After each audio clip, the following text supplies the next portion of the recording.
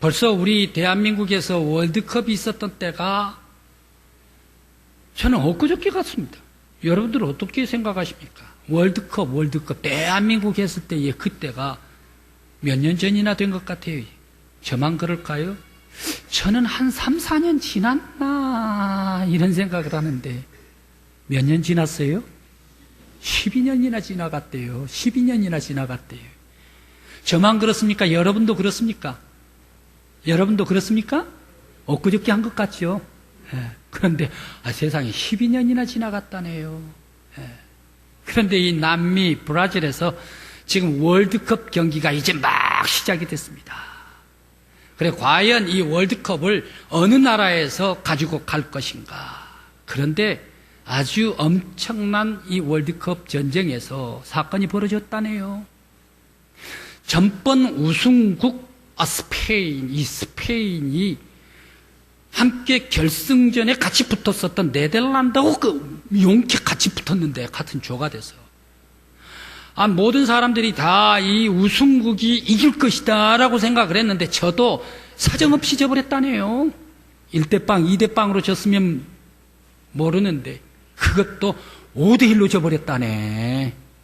그래 이 스페인이 5대1로 져버리니까 이 스페인 무적함 대 침몰이라는 그러한 기사가 우리 한국 뉴스뿐만 아니라 온 세계 사람들 뉴스에 아주 뒤덮어버렸다. 그래서 올해는 과연 이 월드컵을 어느 나라가 가지고 갈 것인가. 저 남아메리카 브라질에서 한판 승부가 벌어지고 있습니다. 그런데 오늘 사막의 도시 니느웨에서 한판 씨름이 벌어지고 있습니다. 이 한판의 씨름은 누구와 누구의 씨름입니까? 요나와 하나님과의 한판 씨름이 벌어지고 있습니다. 과연 이 니느웨 이방 나라 니느웨에서 과연 누가 밀어붙이는가? 과연 누가 양보할 것인가? 누가 고집을 부리는 것인가? 오늘 성경 말씀을 열고 노크하면서 말씀 속으로 들어가는 여러분들이 되시기를 바랍니다. 이 한판의 씨름, 니느웨에서 한판의 씨름, 이 선제 공격을 누가 하고 있습니까? 요나가 선제 공격을 하고 있습니다. 날 죽여주십시오. 나 살고 싶은 생각 없습니다. 왜 나를 이 니느웨까지 데리고 와가지고 이 고생 시키면서 끌고 와서 왜 나를 이렇게 힘들게 만드시깁니까? 오늘 성경 말씀 2절 말씀에 하나님께서 나를 고국에 있을 때, 이스라엘에 있을 때에 바로 이 나라가 악한 나라요, 악이 관영했기 때문에 이 나라가 곧 심판을 받을 것이다. 40일 이후에는 심판을 받아 마땅한 나라다라고 말씀하셨지 않습니까? 그런데 왜 이 나라 심판하시지 않습니까? 왜 이 나라 망하게 하시지 않습니까? 왜 이 백성들, 니느웨 백성들 죽이지를 않습니까? 그러면서 왜 나를 이 사막의 땡볕에 돌아다니며 전도하게 하면서 날 이 고생 시키십니까? 이 이방 백성들 죽이지 않으시려면 차라리 3절 말씀, 나를 데려가십시오. 차라리 내 생명을 죽여주십시오 라고 하나님 앞에 항의를 하고 있습니다. 왜 날 죽여달라고 요나가 강력하게 하나님 앞에 항의를 하고 있을까? 학교에 다니는 중학생 딸이나 아니면 고등학생 딸이나 아니면 대학생 딸 둔 어머님들, 애들이 학교 가가지고 돌아왔는데 애들이 짜증내요. 엄마한테 짜증을 내요. 학교에 있었던 모든 일들, 그걸 가지고 친구들이 했던 것 가지고서 스트레스 받았던 것 가지고 전부 다 엄마한테 다 쏟아놓습니다. 그런데 엄마는 아무것도 모르면서 딸내미 얘기를 다 받아주지 않습니까? 다 받아주면서 다 들어줍니다. 그 짜증을 다 받아냅니다. 그러면서 들어주면서 딸내미 위로하고 다시 기분을 전환시키지 않습니까? 오늘 요나가 하나님 앞에 짜증을 내고 있습니다. 짜증을 부리고 있습니다. 그러면 하나님이시기 때문에 자비하시고 사랑이 넘치시고 인애가 많으신 하나님이시기 때문에 요나의 짜증을 다 받아주시면 얼마나 고맙겠습니까? 충분히 요나의 그 짜증, 원망 다 받아주고 들어주면서 모든 것 다 이해하실 수 있는 하나님이시지 않습니까? 그런데 요나가 항의할 때에 하나님께서 다 받아주십니까? 아니면 하나님께서 조금 물러서시면서 요나의 짜증을 다 받아내고 그리고 양보를 하고 계십니까?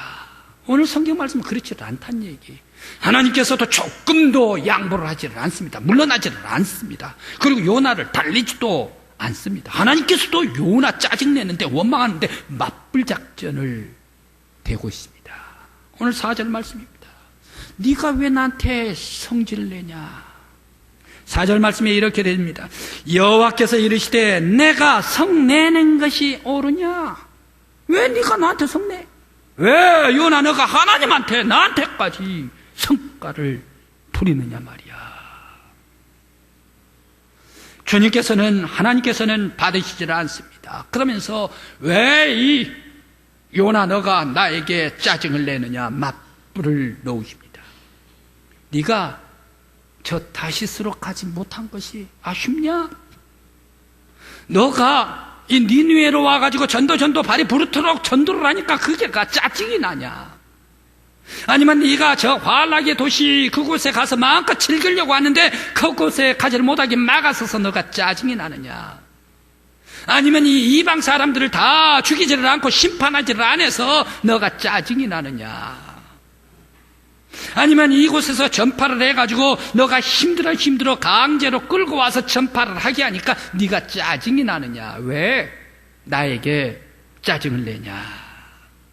하나님께서 맞불을 놓으십니다. 자비가 풍성한 하나님, 인애가 많으신 하나님.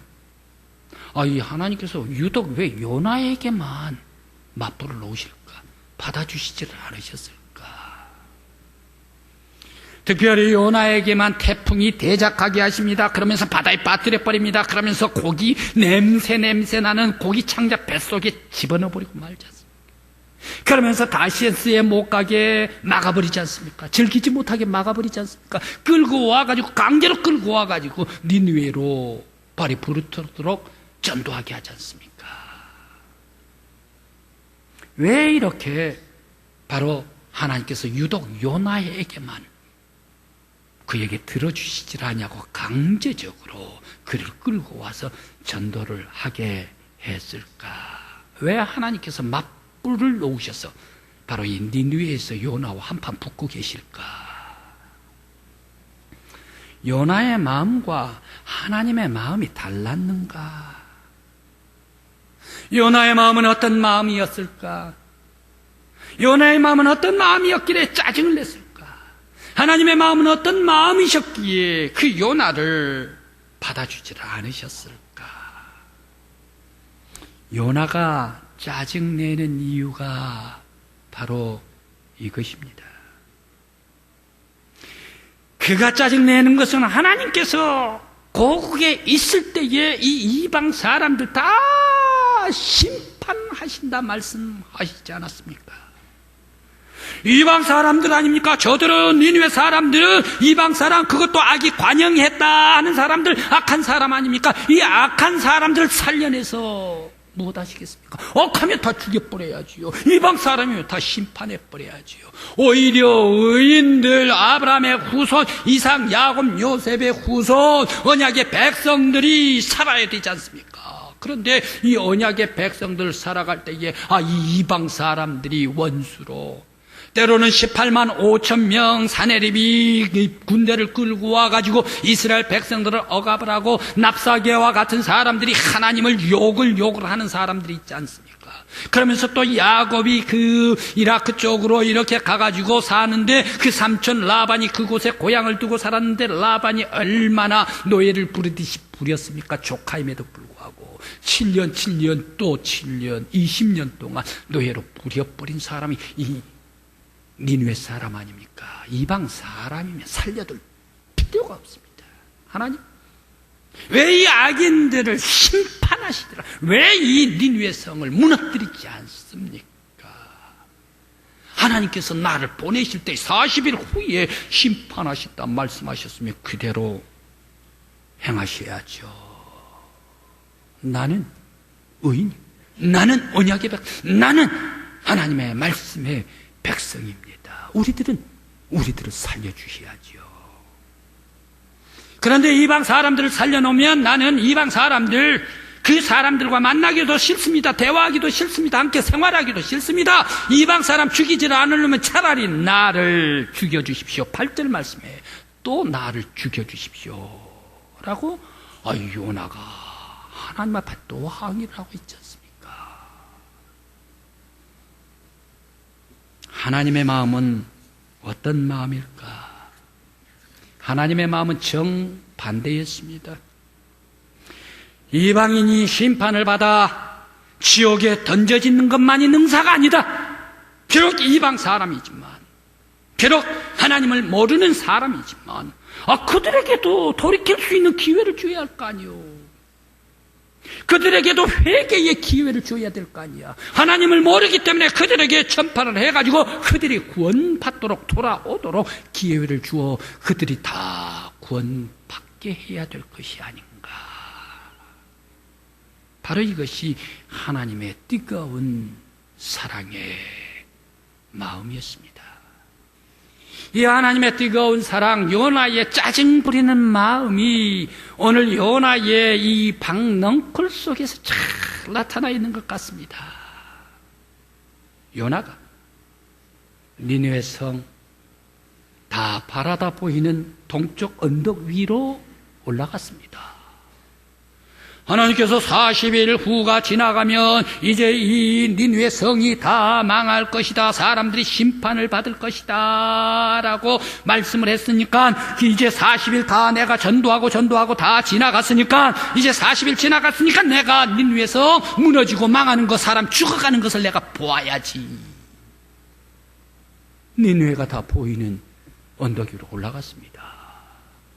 마침 올라가는데 그곳은 니느웨, 이라크, 지금의 바로 이라크, 키르쿠크, 모술 지역입니다. 사막의 한복판이란 얘기예요. 사막 얼마나 땡볕빛입니까? 얼마나 뜨겁습니까? 아침 10시 땡볕이 집니다. 오후 1시, 2시, 3시 가장 더울 때 아닙니까? 그런데 다행히 세상의 박넝쿨이 아주 줄기줄기 싱싱해가지고 이 박넝쿨이 자기 앉아있는 곳에 쫙 가려주네요.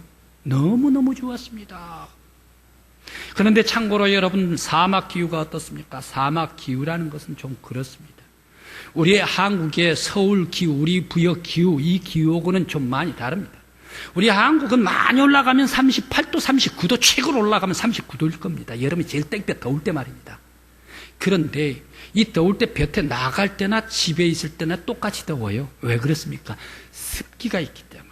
아주 습습해가지고 짜증나고, 바로 이런 더위가 한국의 짜증나는 더위입니다. 그런데 사막 기온은 어떻습니까? 거기는 39도 이상, 40도, 45도, 50도, 55도까지 올라갑니다. 제가 저기 미국의 아리조나를 가봤습니다. 마침 거기가 사막이에요. 사막인데 주차하고 그 다음에 시리얼가 있는데 그 시리얼 있는 쪽으로 가서 식당에 들어가서 먹으려고 하는데 이 주차장에서 시리얼 있는 거기가 얼마 되지를 않아요. 걷는 데가. 그런데 40도 50도가 넘으니까 땡볕이 쬐더라고요. 그런데 참 이상한 것은 들어가니까 시원해요. 시원해. 왜? 우리 한국 기후면 바깥에 50도면 안에도 적어도 45도 정도 돼가지고 짜증나고 더워야죠. 그런데 사막 기후는요 참 이상해. 밖은 땡볕 나지만 이 그늘만 가려주면 시원하더란 얘기. 그런데 이 요나가 앉아있는 동편에 위에 올라서 이곳에 보는데 그날 심판이 되지를 않았습니다. 니느웨 성이 무너지지를 않았습니다. 또 나와 내일 아침에 또 와야지요. 그래 하루 지나가지고 또 똑같은 자리에 앉았습니다. 시원한 자리, 박넝쿨 자리 또 앉았지요. 그래 이 니느웨가 무너지는 것을 봐야지요. 심판을 봐야지요. 그 자리에 올라 앉아있는데 아침부터 뜨거워요. 왜 이렇게 뜨겁나 10시, 12시 더 뜨거워지는 것 같아. 왜 그러나 했더니 그 새벽에 하나님께서 벌레를 준비를 해가지고 박넝쿨 줄기를 전부 다 갉아 먹어버리게 만들었네. 그래 물줄기가 올라가질 않으니까 사막에 땡볕에 그냥 박넝쿨 입이 다 말라 비틀어져 버리고 마른 거 아닙니까? 하나님께 요나가 짜증을 냅니다. 하나님, 내가 이 니느웨 성이 무너지는 거 여기에 구경하고 앉아서 봐야 되는데 왜 이 박넝쿨 잎사귀를 전부 다 말라 비틀어버리게 만들었습니까? 왜 죽어버리게 만들었습니까? 라고 하나님 앞에 짜증을 내면서 하나님께서 또 말씀을 주십니다. 8절 말씀에 네가 왜 또 나한테 짜증을 내냐? 내가 죽기까지 죽어 마땅 하나님께 짜증을 내는 것이 죽어도 죽기까지 그건 합당한 이야기지요 라면서 또 항의를 하네. 바로 이때 하나님께서 엄청난 메시지를 쏟아주시고 있습니다. 요나 1장, 요나 2장, 요나 3장, 요나 4장, 요나에 통틀어서 하나님의 메시지를 여기에서 쏟아주고 계십니다. 요나야, 네가 박넝쿨 그렇게 아끼냐? 네가 재배도 하지도 않고 배양도 하지도 않고 물도 주지도 않는 박넝쿨 그렇게 사랑하느냐? 네가 심지도 않고 가꾸지도 않는 박넝쿨 너가 그렇게 아끼느냐? 너가 박넝쿨을 그렇게 아꼈거든. 내가 창조한 이 니느웨의 좌우를 분별하지 못하는 이 백성, 많은 백성들을 내가 아끼는 것이 당연하지 않느냐? 내가 그들을 사랑하는 것이 당연하지 않느냐? 이 많은 생명들 내가 나도 아끼는 것이 마땅하지 않느냐? 그런데 왜 너는 너만 살라 그래? 왜 너는 의인이라고 너만 살라고 해? 왜 이방인들은 다 심판받아야 마땅? 왜 하나님 모르는 사람들 다 죽고 모든 사람들은 다 심판받아 멸망해야 한다, 죽어야 한다라고 말을 하는 건가? 내가 나를 모르는 사람이라도 그들에게 기회를 줘야 되지 않니? 그들에게 전도를 해야 되지 않니? 그들에게 전도를 해가지고 그들이 돌이키고 그들이 회개하고 다시금 구원받아 생명에 들어갈 수 있는 기회를 줘야 되지 않니? 요나야, 바로 하나님의 엄청난 복음의 메시지, 구원의 메시지, 생명의 메시지입니다. 성도 여러분, 여러분들 의인이십니까? 여러분들 정의롭게 살아가십니까? 요나도 의인이었습니다. 요나도 정의롭게 살았습니다. 그러나 요나 한 가지 부족한 것이 있었습니다. 그는 나만 살아야 된다는 얘기, 의인만 살아야 된다는 얘기. 우리 유대 백성들만, 언약의 백성들만 살아야 되고 구원받아야 된다. 바로 이것이 요나의 한계였다. 바로 이것이 요나의 신앙인이었음에도 불구하고, 선지자였음에도 불구하고 미성숙한 사람이었다. 우리 하나님께서는 모든 사람들에게까지 복음이 증거되기를 원합니다. 예수 그리스도를 통하여 생명이 전파되기를 원합니다. 성령을 통하여 온 세상이 하나님 나라를 이루기를 원하고 계십니다.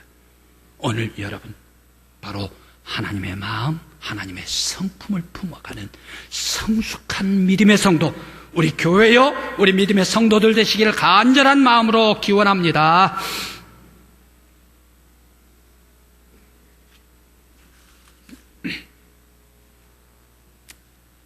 한 고구마 전도 왕 김기동 집사님이 계십니다.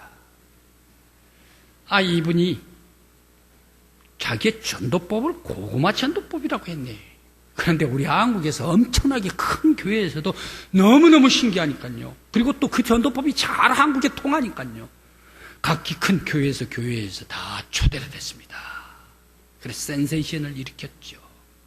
그런데 그가 주장하는 전도법, 고구마 전도법, 고구마를 삶을 때에 이 삶았는데 이건 안 익었나 모른다는 얘기예요. 젓가락으로 푹 찔러봐야 돼.